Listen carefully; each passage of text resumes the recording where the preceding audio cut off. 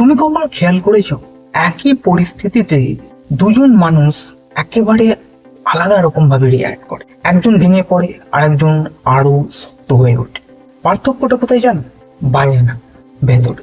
সবকিছু বদলে যায় যখন তুমি বুঝতে পারো তোমার জীবনে যা কিছু ঘটছে তার উপর তোমার রিয়াকশনটাই আসল, ঘটনা না তোমার ভাবনা। ধরো তুমি একটা পরীক্ষায় ফেল করলে, তখন তোমার মাথায় দুটো কথা আসতে পারে, আমি কিছুই পারি না, অথবা এটা আমার শেখার সুযোগ। একই ঘটনা, কিন্তু দুটো আলাদা দৃষ্টিভঙ্গি। আর এই দৃষ্টিভঙ্গিটাই ঠিক করে তুমি সামনে এগাবে নাকি থেমে যাবে। আমরা অনেক সময় ভাবি যদি আমার লাইফটা একটু অন্যরকম হতো, কিন্তু আসল সত্যিটা হলো লাইফ তো সবসময় অনিশ্চিত থাকবে। সবকিছু তোমার প্ল্যান মতো হবে না, কিন্তু তুমি কিভাবে সেটা হ্যান্ডেল করছো সেটাই তোমার লাইফকে গড়ে তোলে। একটা ছোট উদাহরণ দিই। ধরো তোমার খুব কাছের কেউ তোমাকে কষ্ট দিল, তখন তুমি হয়তো ভাবতে পারো সবাই খারাপ, কাউকে বিশ্বাস করা উচিত নয়। অথবা তুমি ভাবতে পারো এই অভিজ্ঞতা আমাকে আরো বুঝদার বানালো। দেখছো, একই কষ্ট কিন্তু দুটো আলাদা রেজাল্ট।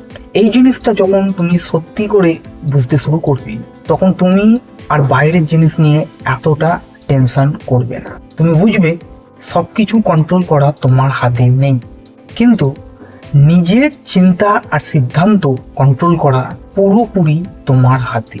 আর এখানেই আসল ম্যাজিকটা ঘটে। তুমি ধীরে ধীরে নিজেকে বদলাতে শুরু করো, ছোট ছোট জিনিসে পজিটিভ দিক খুঁজতে শুরু করো।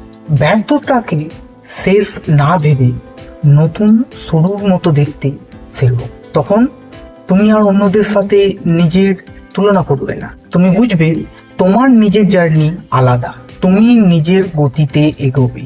আর এই ফিলিংটা, এটা তোমাকে অনেক হালকা করে দেয়।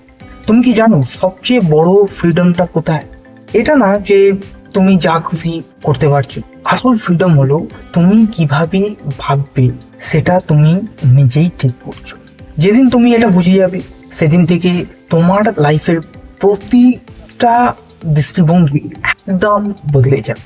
সমস্যা থাকবে, চ্যালেঞ্জ থাকবে, কিন্তু তুমি আর আগের মতো ভেঙে পড়বে না। তুমি জানবে এই সবই তোমাকে আরো শক্ত বানাচ্ছে।